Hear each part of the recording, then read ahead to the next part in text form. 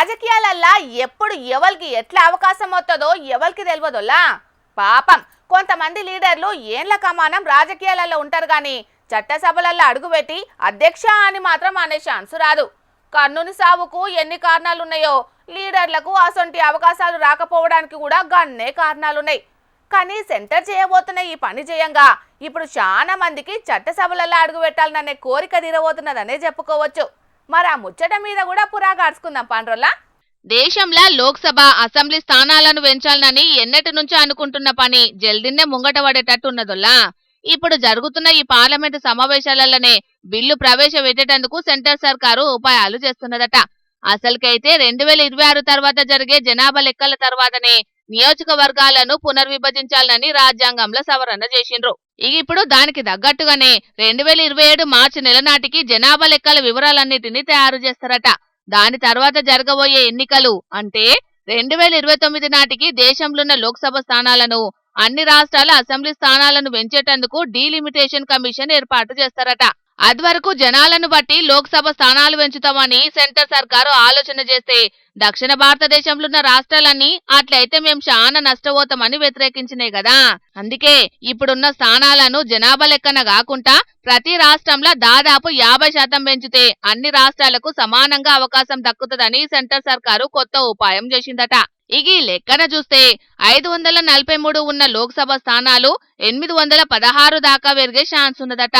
అట్లనే దేశమంతటా కలిపి 4123 ఉన్న అసెంబ్లీ స్థానాలు 6185 దాకా పెరిగేటట్టున్నాయని అంటున్నారు. ఇక తెలంగాణలో ఉన్న 119 అసెంబ్లీ స్థానాలు 179కి, 17 ఉన్న లోక్సభ స్థానాలు 26కి పెంచే అవకాశం ఉన్నదట. అట్లనే ఏపీలున్న 175 అసెంబ్లీ స్థానాలను 263కు, 25 ఉన్న లోక్సభ స్థానాలను 38కి పెంచే అవకాశం ఉన్నదని అంటున్నారు రాజకీయ విశ్లేషకులు.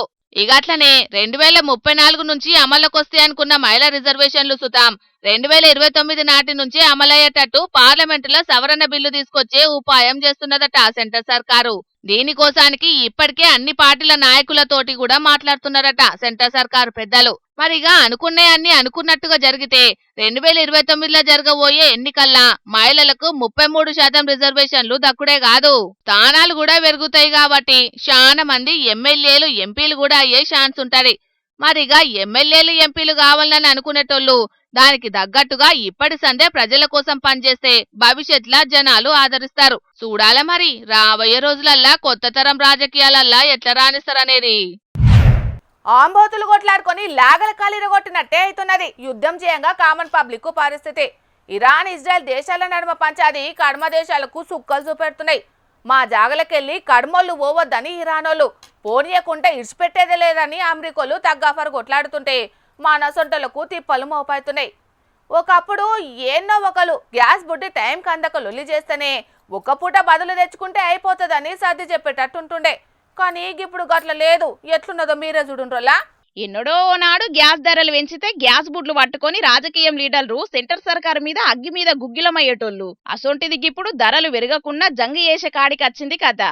సెంట్రల్ సర్కార్ జామ్ చెయ్యకుండా టైంకు బరాబర్ గ్యాస్ బుడ్లు ఇయ్యాలని అసెంబ్లీ గేట్ల సాక్షిగా నిరసన చేసిండ్రు బీఆర్ఎస్ పార్టీలు. ఇవాళ పొద్దుగాల అసెంబ్లీకి పోయే కంటే ముందుగాల గన్ పార్క్ కాడ కార్లు దిగి గ్యాస్ బుడ్ల బొమ్మలు పట్టుకొని జంగు చేసిండ్రు. అటెంక సిలిండర్ల బొమ్మలతోని అసెంబ్లీకి కదిలిండ్రు. కేంద్రం చెప్తుంది కొరత లేదు, కాంగ్రెస్ చెప్తుంది సప్లై లేదు అని నినాదాలు వేసుకుంటా అటు రాష్ట్ర సర్కార్ను ఇటు సెంట్రల్ సర్కార్ను వడివెట్టిండ్రు. కొరత లేకుంటే ఎంబటే గ్యాస్ ఇయ్యుండ్రి, జనం గోసపడుతున్నది చూసన్నా కనికరించుండ్రని నిరసన చేసిండ్రు.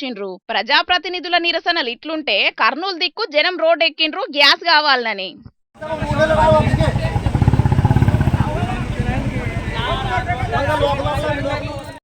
ఒకప్పుడు ఎన్నో ఒకలకు గ్యాస్ అందకుంటే వార్త, కానీ ఇప్పుడు ఒక్కలకు గ్యాస్ బుడ్డి అందిన వార్త అయ్యేటట్టున్నది పొర్రి. కర్నూలు జిల్లా పతికొండ కాడ వారాలు దాటుతున్నా గ్యాస్ బుడ్లు డెలివరీ అయితలేవని జంగు చేసిండ్రు చుట్టుముట్టూర్ల జనాలు. ఇంట్లో వాడే సిలిండర్లను ఎక్కువ ధరలకు హోటళ్లకు అమ్మి అసలు వినియోగదారులను ఉపాసం ఉంచుతున్నారని గరమైండ్రు. తువ్వ మీద ఎక్కువసేపు గూకునేటాళ్లకు జరంత ట్రాఫిక్ జామ్ అయింది. ఎంబటే పోలీసులొచ్చి వాళ్ళను మెప్పించి ఎల్లగొట్టిండ్రు. ఆదిలాబాద్, వికారాబాద్, తాండూరు, కోరుట్లల ఆడాడ గిట్లనే జంగు చేసిండ్రు గ్యాస్ గోదాంల కాడ. గ్యాస్ బుడ్లను అడ్డగోలు ధరలకు బ్లాక్లు అమ్ముకొని మాకెందుకు ఇత్తలేరని బగ్గనే గరమైండ్రు. 25 రోజుల్లో మేము బుక్ చేసి బుకింగ్ అయ్యలేదంటున్నారు. మొన్న వచ్చిగానే 25 రోజుల్లో బుకింగ్ చేసి మేము మెసేజ్ వచ్చింది, అన్ని వచ్చినాయి, బుకింగ్ అయ్యలేదని చెప్తున్నారు. వీళ్ళు బయట బ్లాక్ లో వేస్తున్నారు అని 1200, 1500, 2000 వరకు ఎవరు అవసరం ఉంటే వాళ్ళు కొంటున్నారు. ఇక రేపు అంతటా చూడాల్సి వస్తుంది కావచ్చు ఇసొంటి పంచాదులు. ఇక గ్యాస్ బుడ్ల పెద్దన్న పెట్రోల్ డీజిల్ల పరిస్థితి కూడా అంతకంటే అధ్వానం అన్నట్టే ఉన్నది పోన్రి. వామ్మో చిన్నగా లేవు కదా లైన్లు. పట్నం దిక్కు అటు గ్యాస్ బంకుల కాడ ఇటు పెట్రోల్ బంకుల కాడ శితం పొడుగు లైన్లు కడుతున్నారు బండ్లోళ్ళు. సప్లై సక్కగా అందక ఇక ఆడాడ నో స్టాక్ బోర్డులు కూడా పెడుతున్నారు. సరుకులు సామాన్లు జారగొట్టేటోళ్ళు దూరం పోయేటోళ్లకు ఈ తిప్పలు ఇంకింత ఎక్కువనే ఉన్నది. మరి ఈ యుద్ధం ఎన్నడు బంద్ అవుతుందో ఎన్నడు ఈ తిప్పలు తీరుతాయో గాని ఇట్లనే ఉంటేనైతే పేద జనాలకు బుక్కెడు బువ్వ దొరుకుడు కష్టమే అవుతుంది పొర్రి. కేఏ పాల్ సార్ అసొంటోళ్ళు కంపనోరు ట్రంప్ నోరు మూపిచ్చి చేతులు గట్టెత్తేనే కష్టాలు తీరుతుండొచ్చు. మళ్ళా కేఏ పాల్ సారు ఎన్నెన్నో యుద్ధాలు ఆపినోళ్ళు ఈ ఒక్కటి కూడా ఆపి పుణ్యం కట్టుకోర్రి.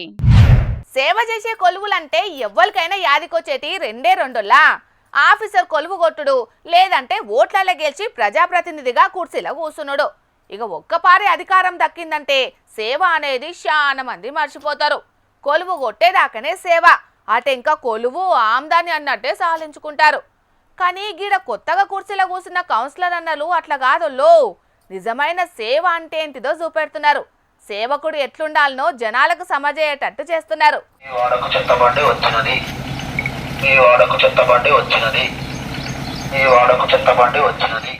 అగో చూసిండ్రా అన్నలు ఎట్లా తిప్పలు పడుతున్నారో జనాల కోసము. కొత్తగా ఏలువాడిలకు వచ్చిన కౌన్సిలర్లు అంటే కొత్త మురిపం ఉంటది కాబట్టి పొద్దుగాల వాడకట్టులో నిలబడి ఫోటోలకు ఫోజులిస్తారు. అసొంటి బాగానే చూసినాం. వాడను అద్దం లెక్క మెరిపియాలనని సఫాయి అన్నలకు ఆర్డర్ వేసినట్టు చేసే ముచ్చట్లు కూడా మస్తుగా చూసినాం. కానీ వికారాబాద్ జిల్లా పరిగికాడ కొత్తగా గెలిచిన ఈ కౌన్సిలర్ అన్నలు అట్లా కాదుల్లో, జనం కోసం ఫ్రంట్ లైన్ వారియర్లుగా మారిండ్రు. గల్లీ గల్లీకి బండి తిప్పుకుంటా ఇంటింటి చెత్తను వాళ్ళ చేతులతోటే ఎత్తుకోబోతున్నారు. వాడలు చెత్తతోటి గబ్బు కొట్టకుండా సాఫ్ సఫాయి పని ముంగటేసుకున్నారు. ఖద్దర్ బట్టలల్లా ఫ్రంట్ లైన్ వారియర్ల లెక్క జనాల సేవలో మునిగిపోయినరు. మున్సిపాలిటీలతోటి పనులు చేపిస్తే సరిపోతది గాని మరి వీళ్ళే ఎందుకు ఇట్లా డ్యూటీ చేస్తున్నారో గీ నరేష్ అన్న చెప్తాడట. 18వ వార్డు కౌన్సిలర్ అయితే వివక్షతన లేకపోతే ఏందనేది అర్థమైతలేదు. ఒక వారం రోజుల నుంచి మమ్మల్ని అయితే 30 తిప్పలు పెడుతున్నారు. మా టీఆర్ఎస్ కౌన్సిలర్ అంటారని లేకపోతే ఎట్లా అంటే అర్థమైతలేదు. చెత్తబండి అడిగితే వస్తుంది అంటారు, లేకపోతే కలెక్టర్కు డ్రైవర్ లేరు, కలెక్టర్ తను అప్రూవల్ తీసుకోవాలంటారు. ఇంతవరకు అప్రూవల్ ఉన్నదా లేకపోతే ఏందో ఆలోచనే ఉన్నది కానీ ఆచరణలో అయితే పెట్టలేడు. కమిషనర్ కూడా ఏమన్నా అడిగితే చైర్మన్ మేడం వాళ్ళ భర్త చెప్పాలి, ఆయన వచ్చినాకనే మాట్లాడినాక చేయాలంటున్నట్టు. ఒక ప్రోటోకాల్ కూడా చక్కగా లేదు. నాకు లైట్లు అవసరం ఉన్నాయంటే పట్టించుకోడు. 18వ వార్డులో మోరీలు చూస్తే ఎక్కడ గబ్బున్నది. ఒక మోరీ చక్కగా తీపిస్తలేడు. ఏమన్నా ఉంటే కమిషనర్కి చెప్తారా అది అంటని అడుగుతుండు. కమిషనర్కు చెప్పాలని అంటానంటే ఇక్కడ లైన్ ఇన్స్పెక్టర్ అంటుండు, టౌన్ ప్లానర్ అంటుండు. ఎవరు చక్కగా ఉన్నారో లేరో అర్థమవుతలేదు. సొంతంగా మా కాలనీ వాసుది బండి ఉంటే ఆయన అడుక్కొని చెత్తకి ఇబ్బంది అవుతుంది మామ మళ్ళా అంటని చెప్పి బండి తీసుకొని రావడం జరిగింది. ఇదోలా అసలు ముచ్చట. కాంగ్రెస్ వాళ్ళ పాలకవర్గం హయాంలా బీఆర్ఎస్ పార్టీ కౌన్సిలర్ల వాడలను పట్టించుకుంటలేరట, మోరీలు సాఫ్ చేస్తలేరట, చెత్త ఎత్తుకపోతలేరట, మోరీలు జామై గబ్బు కొడుతున్నదట. ఎప్పటికీ ఏదో ఓటి చెప్పి మున్సిపాలిటీ ఆఫీసర్లు పనులు తప్పించుకుంటున్నారట. ఇక ఇట్లయితే గల్వరి ఓట్లేసి గెలిపించినోళ్లకు ముఖం చూపెట్టుకుంటా అవుతుందని కౌన్సిలర్ అన్నలు ఫీల్డ్ మీదకి వచ్చిండ్రు. ఓటర్ల కాలికి ముళ్ళు గుచ్చితే పంటితోటి తీస్తామనే కాన్సెప్ట్ ను పక్కా అమలు చేస్తున్నారన్నట్టు ఈ కౌన్సిలర్ అన్నలు. ఇక రేపు మోరీలు సాఫ్ చేసుడు కూడా చేస్తుండొచ్చు. కానీ ఏలువాడిలా ఎవలుంటేందోల్లా అందరూ సేవ చేయాల్సింది పబ్లిక్కే కదా. పన్నులు బరాబర్ గుంజుతున్నప్పుడు అందరి పనులు చేయాలి. ఇట్లనే వివక్ష చూపెడితే రేపు మున్సిపాలిటీ కాడ జంగు చేస్తామని గట్టిగానే గరమైతారు బీఆర్ఎస్ కౌన్సిలర్లు. ఈ అన్నల తిప్పలు చూసన్నా మున్సిపల్ అధికారులకు చెవు మీద పేను వాడుతుందో చూడాలి. మరి గెలిచినాక కనబడకుండా పోయేటోళ్ళున్న ఈ జమానాలా ఇట్లా సేవ చేస్తున్నారంటే వీళ్ళని ఎంత తారీఫ్ చేసినా తక్కువే పోన్రీ. చిన్న బ్రేక్ అన్నా కాబట్టి జప్పున్న వచ్చేసిన చాలా. ఇక కడమ ముచ్చట్లు ఏమేమి ఉన్నాయో చూద్దాం పాండ్రి. జరిగమ్మా పక్కకి ముందు నేను వచ్చిన నువ్వు జరుగు. ఫస్ట్ వచ్చింది ఇప్పుడు నేను చక్కగా చూడు. నువ్వు ముందుంటే నువ్వు వచ్చినట్ట. నువ్వు నా జుట్టు పట్టుకోలేదా మరి? ఫస్ట్ జుట్టు వదలలు, ఫస్ట్ జుట్టు. అగో గ్యాస్ కోసం లైన్లలో కొట్లాడుకుంటున్నట్టున్నారు కదా ఈ జనాలు. ఆయన గ్యాస్ మొత్తం మొన్ననే వచ్చింది కదా, మా చెల్లె ఈడేం చేస్తున్నట్టు? నా పెద్ద జుట్టు పట్టుకుంటావు, ఫస్ట్ చిన్న జుట్టు పట్టుకోలేదు. శాంతి, జయ శాంతి, జయ శాంతి. ఈ మనుషులకు లేదు మనశ్శాంతి. నాకు కష్టాలు చెప్పుకొని నా ద్వారా శాంతి పొందేందుకు వచ్చి అచ్చట ముచ్చటం మనిషి ఎట్లా తగులాడుకుంటారు చూస్తాండ్రా ఈ మూర్ఖపు మానవులు. దీని దందాలు పాడవాడా, ఇది మళ్ళేదో కొత్త దందా మొదలు చేసినట్టే ఉన్నది చూస్తాంటే. ఓ చెల్లే, ఏం చేస్తున్నావే? నువ్వెంత తక్కువైన టీవీలో కూర్చొని డైరెక్ట్ అడిగితే నీ కష్టం ఇంటా అనుకుంటున్నావా? ఆ కుర్జులకి లేచి వచ్చి లైన్లో నిల్చో, అప్పుడు ఇంటా నీ కష్టం నీ సుఖం. ఈ మొద్దు మొక్కంది వార్తలు చెప్తాదేమని మందలిస్తే లైన్లో రమ్మంటున్నది ఎందులా? అసలు ఏం జరుగుతుంది అక్కడ? అక్క మొదలు నా కష్టమేనక్క. లేలే నేను ఫస్ట్ వచ్చిన నాదేనా ఎవరివే నువ్వు? మొదలు నేను వచ్చిన నా కష్టమేంటి అక్క? నన్నే కొడతావా? నీ జుట్టు అంతలేదు కాబట్టి నిన్ను వదిలేస్తున్నా. నీ జుట్టు అన్నింది కదా నా జుట్టు పడతావా? నా జుట్టు పడతావా? నా జుట్టు వదిలి ఫస్ట్ నా జుట్టు పట్టుకుంటా. నా జుట్టు వదిలి ఫస్ట్ నువ్వు మరి విజయశాంతి జయశాంతి ఈ మనుషులకు లేదు మనశ్శాంతి. ఎందుకు గుట్లాడుకుంటాను గట్లా? నేను మీ అందరి కష్టాలు వింటా, అవసరమైతే నేను మీకోసం గుక్క పట్టి ఎడుతా. ఈ శంకుత్తలు ఉన్నదే అందుకు. రూపాయలు అయితే తెచ్చిండ్రు కదా. అది చిన్న కష్టమే అక్క, 10 రూపాయలు తెచ్చిన. అది కూడా చిన్న కష్టమే అక్క. 10 రూపాయలు కాదు కానీ 5 రూపాయలు తెచ్చిన. ఎవరిని ఎవరు పట్టించుకొని ఈ రోజుల్లో సాటి మనిషి కష్టం పంచుకుందామని దందాశాలు చేసిన. కష్టం విని కన్నీళ్లు పెట్టుకున్నాడు అంటే విలువ లేకుండా పోతుంది జనాలకు. పోసిని అన్నాలం పాడుబడా, సచ్చినోనికి వచ్చిందే కట్నమని ఆఖరికి సాటి మనిషి కష్టాలు తినేటందుకు, కష్టం వినుకుంటా కన్నీళ్లు పెట్టుకునేటందుకు దందాశాలు చేసినవానే. అది కూడా పైసలు తీసుకొని అవ్వా అవ్వా అవ్వా. ఇగో నీకు మళ్ళా చెప్తానా, నీకేదైనా కష్టం ఉంటే లైన్లో వచ్చి నిల్చొని చెప్పుకో. అంతేగా నా కెమెరా కూడా కూర్చొని పింగు రంగ సార్ అని చెప్పేసి పోజులు కొట్టకు. నీకు ఇంకో బంపర్ ఆఫర్ కూడా ఇస్తా. నువ్వు నా అక్కవు కాబట్టి నీ కష్టం ఉట్టిగానే ఇంటా. అవసరమైతే పొద్దాక కూర్చొని నాక్కో నాక్క నీ కష్టం పగోని కూడా రావద్దే అక్కో అక్క అని కూడా ముక్కుల శివుడ గారంగా ఎడుతా. నీ బంపర్ ఆఫరు నాకేం అవసరం లేదు, నేను మంచిగానే ఉన్నా. ఆయన కష్టాలినుడు కన్నీళ్ళు పెట్టుకున్నాడు ఇదేం దందనే? ఏడ పని పాట లేదా అని నీకు? వార్తలు చెప్పుడు ఇచ్చిపెట్టి ఇదేమన్నా పద్ధతి నానే నువ్వు చేస్తున్నది? నీ కష్టాలు లేనంత మాత్రాన జనాలందరూ సంతోషంగా ఉన్నారనుకుంటానావా? ఒక్కరు సంతోషంగా లేరు ఈ భూమి మీద. ఎదుటోళ్ళ బాధలు ఈనే ఓపిక యువలకు లేక యువల కష్టం యువలకు చెప్పుకోవాలి నువ్వు తెలియక కుమిలిపోతాను ఒక్కొక్కరు. తెలుసా నీకు? పెద్ద పెద్ద పట్టణాల్లో అయితే మనిషికి మనిషి తోడలేక అల్లాడిపోతాడు. ఏం తెలుసు నీకు? అట్లా అని చెప్పి సమాజాన్ని ఉద్ధరించేటందుకు ఈ దందాకు దిగినరా తమరు? అందుకే అక్క లోక కళ్యాణం కోసం ఈ దందలకు దిగినా. ఒక మినిట్ అక్క, ఎవరో కష్టం చెప్పుకునేటందుకు ఫోన్ చేస్తాళ్ళు.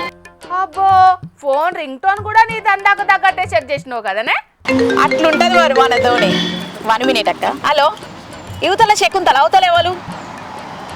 హీరో సలిమేంటి రాజా సార్. సార్ సార్ సార్ నేను మీ పెద్ద ఫ్యాన్ సార్. మీరు నటించిన తొక్కలో సినిమాను 90 సార్లు చూసిన. అందులో మీరు గోడకు పిడికెలు కొట్టినట్టు చేసే డ్యాన్స్గా అయితే నేను పెద్ద ఫ్యాన్ సార్. అదే స్టెప్పును మా ఊళ్ళే 3 నేర్చుకొని ఆ కాడ నుంచి రోజు పిడికెలు కొట్టుకొని నమ్ముకుంటాను సార్. అంత మీ దయ సారు, అంత మీ దయ. చెప్పుండ్రి సార్ ఏం కావాలి నువ్వు?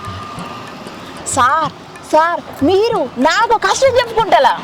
ఏముకోండి సార్, మీకేం కష్టం ఉంటుంది? ఓసేయ్, సల్మాన్ ఖాన్ ఉన్నాడు కానీ ఆ సల్మాన్ రాజు ఎవడే? మెంటల్ హాస్పిటల్ నుంచి ఏ పిచ్చోడో ఫోన్ చేసినట్టున్నాడు. నా దందాన్ని చూసి కుళ్ళే నీకు కుళ్ళు. నువ్వు ఇట్లనే చూసుకుంటుండు, ఈ దందాను పెద్ద లెవెల్కి తీసుకుపోతా. ఊకో అని యాప్ను తయారు చేయిస్తా. ఊకో అని స్టార్టప్ కంపెనీ పెట్టి రిజిస్ట్రేషన్ కూడా చేపిస్తా. సాటి మనిషి కష్టం వినే తీరికలేని ఈ సమాజమే నా పెట్టుబడి. కష్టాన్ని అనుకుంటా 100 కోట్ల టర్నోవర్ ఇయ్యకుంటే అడుగు. కష్టాలకే కష్టాలచ్చే కన్నీళ్ళకే కన్నీళ్ళస్తే. గట్టిగా ఆలోచించితే నీ దందా మంచిగానే వర్కౌట్ అయ్యేటట్టున్నదే శకుంతల.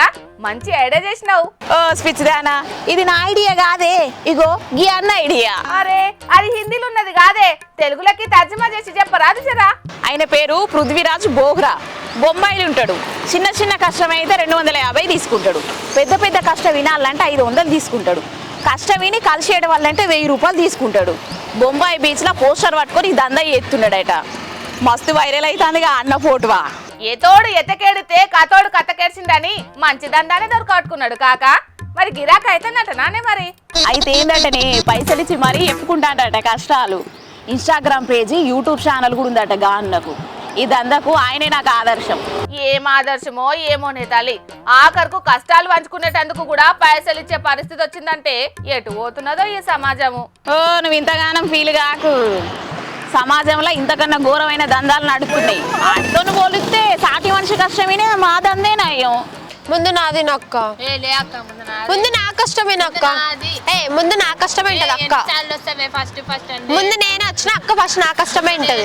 ముందు నేను వచ్చిన ముందు నా కష్టమే నక్క. ఓం శాంతి, ఓం శాంతి, ఓం శాంతి, జయ శాంతి. ఈ మనుషులకు లేదు మనశ్శాంతి. మీ కొట్లాట ఆపితే నేను మీ ఇద్దరు కష్టాలు ఇంత. లేదక్క మొదలు నేను వచ్చిన నా కష్టమే. లేదక్క నా కష్టమే నక్క. ఎవరమ్మా మీరు? నా పాటికి నేనేదో కష్టాలు దందశాలి చేసుకుంటే మీరిద్దరు కలిసి నా బుర్ర తింటారు. ఇప్పుడు నా బాధ వాళ్ళకి చెప్పుకోవాలి. దేవుడా, మంచికి రాకే దొరికింది పో. చూసిండ్రు కదా పబ్లిక్, శతకోటి దరిద్రాలకు అనంత కోటి ఉపాయాలు అన్నట్టు సమాజం ఎట్లా ముంగటికి పోతాందో. మరేం చేసుడు, మనుషులకు బాధలు ఎక్కువైనాయి, పట్టించుకునేటోళ్ళేమో కరువైనరు. అందుకే ఒక్కటి చెప్తా ఇన్నుండ్రోళ్ళ పబ్లిక్, అన్న చేస్తున్నది తప్పేం కాదు గాని ఆ దందాతోనైనా కళ్ళు తెరువుండ్రి. మీ పక్క పొంటోళ్ళ బాధలను జరంతా పట్టించుకోండ్రియా. అధికారంలో ఉన్నోళ్ళు ప్రతిపక్షంలోకి రాగానే అధికారులను ఆడి పోసుకుంటారు. అధికార పార్టీలు చెప్పినట్లే చేస్తున్నారు. అడ్డగోలు కేసులు పెట్టి తిరగకుండా చేస్తున్నారని మస్తు మండిపడుతుంటారు. ఎవరి కాళ్ళు బుక్కులు పెట్టి పేర్లు రాసి మేము మళ్ళా ఏలువడలకు వచ్చినాక రుణం తీసుకుంటామని వార్నింగ్లు ఇస్తుంటారు. దినామీసొంటి చూస్తూనే ఉన్నాం. కానీ గీడ అంత రివర్స్ ఉన్నది. అధికార పార్టీనే పోలీసులను అరెస్టు చేయొద్దని అడుక్కోవాల్సి వచ్చింది కదా. చూడుండ్రు ఆయన గోసెట్లున్నదో. గ్యాలరీ పాసులకు మేము పాసులు పెట్టుకొని మేము కాంగ్రెస్ పార్టీ సర్పంచులం అసెంబ్లీ గ్యాలరీకి వచ్చినాము. ఎమ్మెల్యే గారు పాసులు పంపుతుండు. మేము లోపలికి వెళ్తే మమ్మల్ని అరెస్ట్ చేస్తారని టీఆర్ఎస్ కమ్మపల్లి సత్యనారాయణ మానకొండ ఎమ్మెల్యే, మాది మానకొండ కాన్స్టిట్యున్సీ, మేము కాంగ్రెస్ పార్టీలో మమ్మల్ని అరెస్ట్ చేస్తుడు ఏందన్నా అసెంబ్లీకి వస్తే.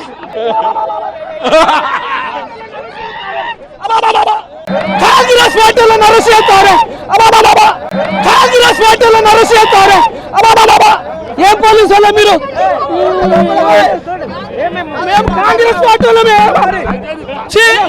ఈ కాంగ్రెస్ వల్ల ఏలువాడిలా కాంగ్రెస్ వాళ్ళకే స్వేచ్ఛ స్వాతంత్రం లేకుంటాయినట్టున్నది కదా పాపం.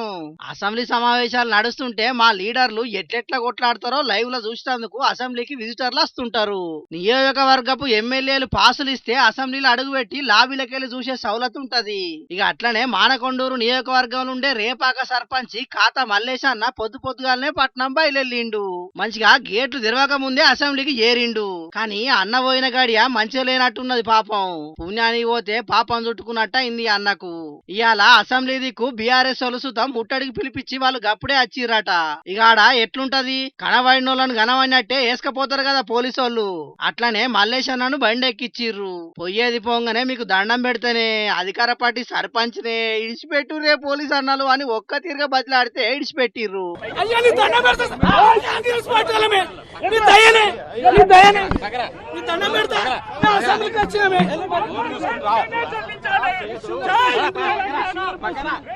ఓస్ని పని చల్లగుండా పోయేది ఒక అవసరమా చెప్పు. ఇక టానాల మొత్తుకోపో, ఎంత మొత్తుకుంటావో మొత్తుకో. దిగేటోడు దిగాక పోలీసు అన్నలు గిట్టెట్లా చేస్తారు అన్నట్టే జరంతా కన్నెర్ర చేసిండు. ఇక ఆడ కొలువు చేస్తున్నోళ్లకు ఆ అన్న ముచ్చట నచ్చనట్టున్నది. మళ్ళా బండి ఎక్కిచ్చిర్రు. ఇక ఎంత మొత్తుకున్నా ఇడిచిపెట్టలేదు. మల్లేష్ అన్న వీడియో ఇంటర్నెట్ లో తిరగంగానే కాంగ్రెస్ వాళ్లకు ఎంత కష్టం వచ్చిందమ్మా అని ఆడిపోసుకుంటున్నారు ప్రతిపక్ష పార్టీ వాళ్ళు. మా ఏలువాడిల అందరికి సమన్యాయం ఉంటదని కాంగ్రెస్ వాళ్ళు డ్యామేజ్ కంట్రోల్ చేసుకుంటున్నారు. ఏం చేస్తాం, ఎవరి కవరింగ్ వాళ్ళది మరి. కానీ పాపం ఈ అన్న బాధ ఇట్లుంటే సోషల్ మీడియా జనాలు మాత్రం మస్తు నవ్వుకుంటున్నారు ఈ అన్నను చూసి. కాంగ్రెస్ పార్టీలో అరెస్ట్ చేస్తారు. కాంగ్రెస్ పార్టీలో అరెస్ట్ చేస్తారు. ఏం పోలీసు వాళ్ళ మీరు? మేము కాంగ్రెస్ పార్టీలో. ఈ నడుమ ప్రతిరోజు కల్తీ అల్మెల్గడ్డ పేస్టు, కల్తీ పన్నీరు, కల్తీ పాలు, కల్తీ నూనెలు, కల్తీ మసాలాలు, ఇట్లా చెప్పుకుంటూ పోతే ఇది అది అని ఏం లేదు. ప్రతి ఒక్కటి కల్తీనే. అంతా కల్తీమయం అన్నట్టే చేస్తున్న బట్టెవజ్గాళ్ళు చేసే గలీజ్ దందాల గురించి మన జోర్దార్ల మస్తు ముచ్చట్లు చెప్పుకుంటూనే ఉన్నాం. మీరు జాగ్రత్తగా ఉండాలని కూడా చెప్తూనే ఉన్నాం. ఇక ఈ కల్తీలు జాలే అన్నట్టు గీడో బద్మాష్ గాడు ఏం పని ముంగటేసుకున్నాడో చూడుండ్రోల్లా. ఇగో ఈడ ముఖానికి మాస్కు, కళ్ళకు అద్దాలు పెట్టుకొని పోలీసుల ముంగట అమాయకంగా కూర్చున్న మోతవారి గురించేనోళ్ళా ఈ ముచ్చట. వీడి పేరు రమేష్, కాకుంటే వీడు పెట్టుకున్న పేరు డెంటల్ డాక్టర్ రమేష్. ఇగో ఈ పేర్లనే ఉన్నదోల్లా వీడు చేసే లంగతనమంతా. 20 ఏండ్ల కింద ఉత్తరప్రదేశ్ కెంచి వచ్చిన ఈ బద్మాషోడు బీడీఎస్ చదివిందని తప్పుడు సర్టిఫికెట్లు పట్టుకొచ్చి పట్నంలున్న నేరేడుమెట్ల డెంటల్ దవాఖానా నడిపిస్తున్నాడు. బీడీఎస్ కాదు కదా, కనీసం వీడు 10వ తరగతి కూడా పాస్ కాలేదట. 10 కూడా పాస్ కాకుండానే డెంటల్ డాక్టర్ అవతారం ఎత్తి జనాల పానాలతోటి చెలగాట మారుతుండన్నట్టు.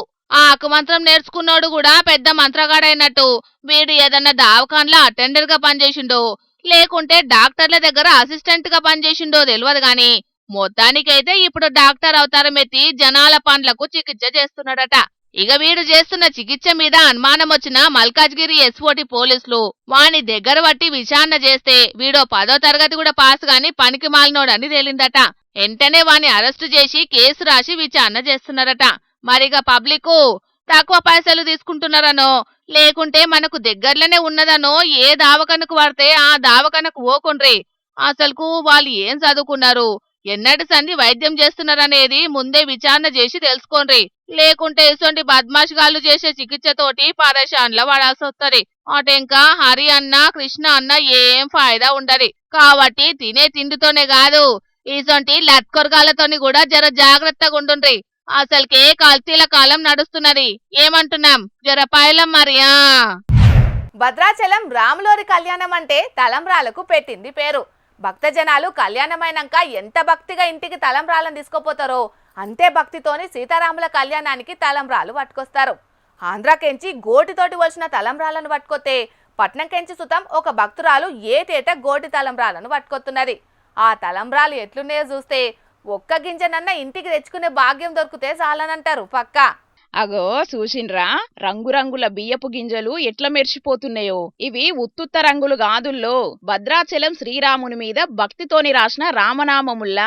ఎవ్వలైనా వయ్యిల రామనామాలు రాసి భక్తి చూపెడుతుంటారు. కాని పట్నం దిక్కు అంబర్పేట్లుండే విష్ణువందనక్క రాములోరి తలవాల మీదనే రామనామం రాసింది. అక్కకు సీతారాములంటే మస్తు భక్తి అట.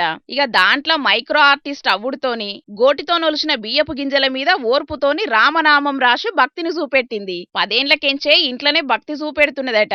ఏటేటా శ్రీరామనవమి నాడు భద్రాచలం పెద్దగుళ్ళే సీతారామచంద్ర స్వామి కళ్యాణం జరుగుతుంటది కదా. ఇక ఆ కళ్యాణ మహోత్సవానికి తలంబ్రాలను పంపింది. రామనవమికి ఎందరో భక్తులు గోటి తలంబ్రాలు పంపి భక్తి చూపెడుతుంటారు గాని ఈ తలంబ్రాల మీద రామనామం ఉండేటాలకు పెద్ద గూడోళ్ళు మెచ్చుకున్నారు. దినదినం ఇట్లనే జనాలల్ల భక్తి పెరిగి రామనామం దునియా అంతా పేరెళ్లాలని అంటున్నారు. వందనక్క టాలెంట్ ను జోర్దార్ తరపున సూతం తారీఫ్ చేసుకుంటా ఈ అక్కను స్ఫూర్తిగా తీసుకొని యూత్ అంతా భక్తి మార్గంలో నడవాలని కోరుకుంటున్నాం. చిన్న బియ్యం గింజ మీద శ్రీరామాన్ని వాళ్ళు ఆ గోడితరంలో రాయటం ఎంతో విశిష్టత. అది వారి ఉన్నటువంటి అంటే రాముని మీద ఉన్నటువంటి భక్తి శ్రద్ధలు ఎంతో అది మనకి ప్రూవ్ చేస్తుంది. చిన్న బియ్యం గింజ మీద శ్రీరామాన్ని రాయటం అనేది చాలా చాలా ప్రత్యేకతం.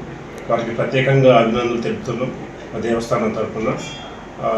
వారికి సీతారామచంద్ర వాళ్ళు వారికి ఎల్లప్పుడూ మంచి ఆయుర్వేదాలు ప్రసాదించాలని ప్రార్థిస్తూ ఇక తెచ్చిన వార్తలన్నీ అయిపోయినాయి. ఇవుల్లా ఇయాల్టి జోర్దార్ వార్తలు. మళ్ళొచ్చే జోర్దార్లో మళ్ళా కలుద్దాం. అప్పటిదాకా చూస్తూనే ఉండుండ్రి హెచ్ఎం టీవీ. అట్లనే ఇంకిన్ని మంచి మంచి వార్తల కోసం హెచ్ఎం టీవీ యూట్యూబ్ ఛానల్ని సబ్స్క్రైబ్ చేసుకోండి. ఇలాంటి ముచ్చట్లు ఆడ మస్తుగుంటాయి. అన్ని ముచ్చట్లు మీ దాకా చేరాలంటే తప్పకుండా గంట కొట్టుండ్రి, లైక్ చేయండి. ఈ ముచ్చటను మీ దోస్తులకి షేర్ చేయండి. ఏమంటున్నాం? సరే మరి, టాటా.